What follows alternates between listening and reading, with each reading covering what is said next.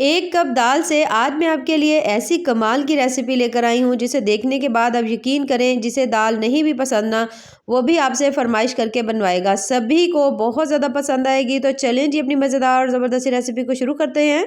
बिस्मिल्लाहिर्रहमानिर्रहीम। अस्सलाम वालेकुम। उम्मीद है आप सब ठीक होंगे। तो सबसे पहले हमने ले लेना है एक बोल। उसके अंदर मैंने डाल दिया है 1 कप दाल। दाल हमने यहाँ पर मसूर की यूज़ की है। अगर आप चाहें तो कोई और दाल भी इसकी जगह ना ले सकते हैं। तो दाल जो है वो कम से कम भी आपने ना 2 से 3 पानी अच्छी तरह से धो लेनी है। एक दफ़ा धोने के बाद दूसरी दफ़ा मैं दोबारा से दाल के अंदर पानी डाल रही हूँ और इसको भी हमने अच्छी तरह से हाथों की मदद से इसको मसल लेना है और उसको अच्छी तरह से साफ़ कर लेना है। 2 से 3 दफ़ा धोने के बाद दाल में पानी दोबारा से डाल देंगे और इसको रेस्ट के लिए रख देंगे। तकरीबन 15 से 20 मिनट रख दें ताकि जो दाल है ना वो अच्छी तरह से आपकी फूल जाए। तब तक हमने ले ली है कढ़ाई। कढ़ाई लेने के बाद अब जो दाल हमने अच्छी तरह से भिगो कर रखी हुई थी, धो के रखी हुई थी, वो हमने डाल देनी है इसके अंदर, कढ़ाई के अंदर डाल देंगे। उसके साथ एक मीडियम साइज़ का प्याज वो हमने इसके अंदर डाल देना है। 1 अदद टमाटर है, इसे भी इसके अंदर डाल देंगे और उसके साथ इसके अंदर मैं डाल रही हूँ 8 से 10 सब्ज़ मिर्ची। ठीक है, अगर स्पाइसेस थोड़े कम पसंद हो तो मिर्चों की तादाद कम कर सकते हैं आप। ये डालने के बाद अब इसके अंदर 3 से 4 चम्मच जो सब्ज़ प्याज़ होता है ना, ये मैं डाल रही हूँ। इसकी बहुत ज़्यादा प्यारी सी खुशबू आती है इसके अंदर से। 1 अदद मीडियम साइज़ का आलू वो भी हमने इस तरह से बारीक काट लिया है, काट कर वो भी हमने इसके अंदर डाल दिया है। इन तमाम चीज़ों को डालने के बाद अब हमने इसमें डालने हैं स्पाइसेस। तो सबसे पहले नमक है, 1 चम्मच तकरीबन नमक है और उसके साथ आधा चम्मच मैं इसके अंदर हल्दी डाल रही हूँ। 1 चम्मच इसके अंदर हमने डाल देनी है कश्मीरी लाल मिर्च। इसका कलर बस थोड़ा-सा रेड होता है, तेज़ इतनी ज़्यादा नहीं होती, ठीक है? तमाम चीज़ें आप अपने टेस्ट के हिसाब से कम या ज़्यादा कर सकते हैं। अब मैं इसके अंदर डाल रही हूँ पानी। तो पानी यहाँ पर मैं डाल रही हूँ, 1 कप हमारे पास दाल थी, तो हमने पानी जो है ना इसके अंदर 2 कप डालना है, ठीक है? ये मैं मेजर करके आपको दिखा रही हूँ कि आपने 2 कप इसके अंदर पानी डालना है। पानी डालने के बाद अब आपने दाल को और इन तमाम चीज़ों को आपने अच्छी तरह से मिक्स कर लेना है चम्मच की मदद से। 1 कप दाल हो उसके अंदर 2 कप ही आपने पानी डालना है, इससे ज़्यादा पानी बिल्कुल नहीं डालना, ना ही आपने इससे कम डालना है।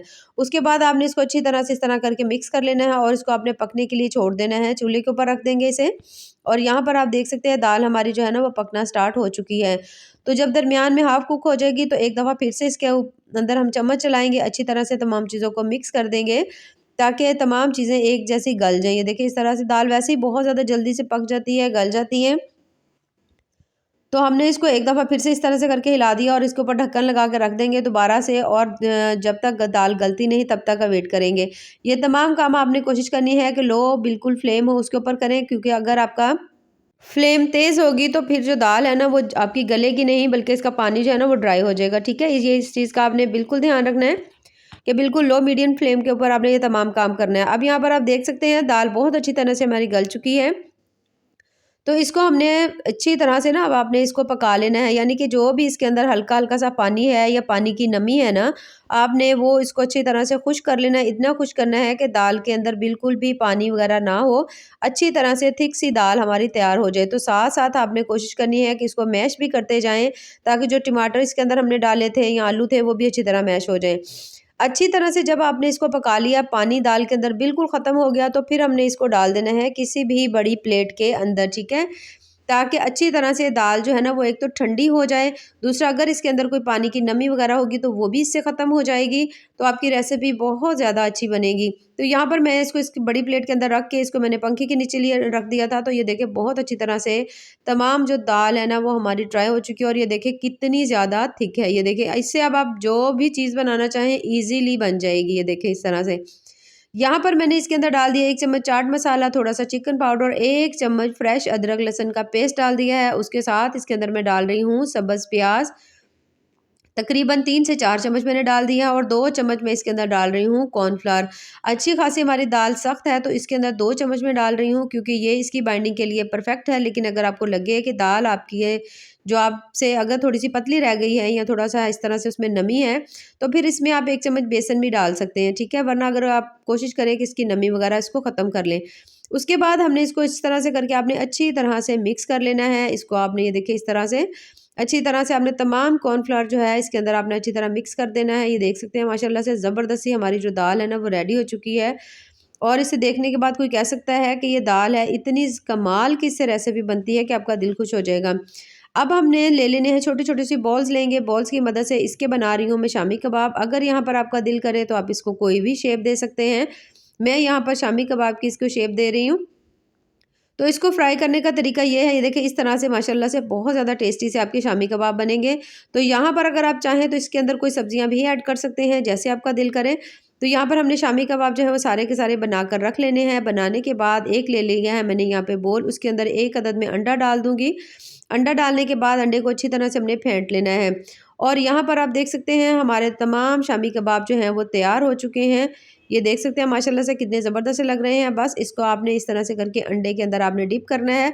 आप ऐसे भी इनको फ्राई कर सकते हैं, लेकिन अगर आप अंडे के साथ डिप करेंगे तो आपको और ज़्यादा इसका मज़ा आएगा। तो तेल जो है वो हमने पहले से ही गर्म किया हुआ था। बहुत ज़्यादा हल्के से ऑयल में हमने इनको फ्राई करना है। डीप फ्राई हमने इनको बिल्कुल नहीं करना। तो बस इस तरह से करते हुए हमने तमाम अपने जो शामी कबाब है इसके अंदर डालते जाएँगे और इनको हमने एक साइड को गोल्डन ब्राउन होने तक हमने पका लेना है। तो जब आप देखें कि एक साइड का कलर जो है वो बहुत अच्छी तरह से गोल्डन हो चुका है, तो फिर हमने इनकी साइड्स को चेंज कर लेना है। ये देख सकते हैं आप माशाल्लाह से कितने ज़बरदस्त से हमारे जो शामी कबाब है ना वो तैयार हो रहे हैं, जो कि कोई कह ही नहीं सकता ये आपने दाल से बनाए हैं। बहुत ज़्यादा हेल्दी हैं, बहुत ज़्यादा टेस्टी हैं और इतने ज़्यादा मज़े के बनते हैं कि आप यकीन करें जिसे नहीं भी ना शामी कबाब पसंद या जिसको दाल नहीं पसंद ना, वो इससे ये बनाने के बाद तो आपसे माँग-माँग कर खाएगा।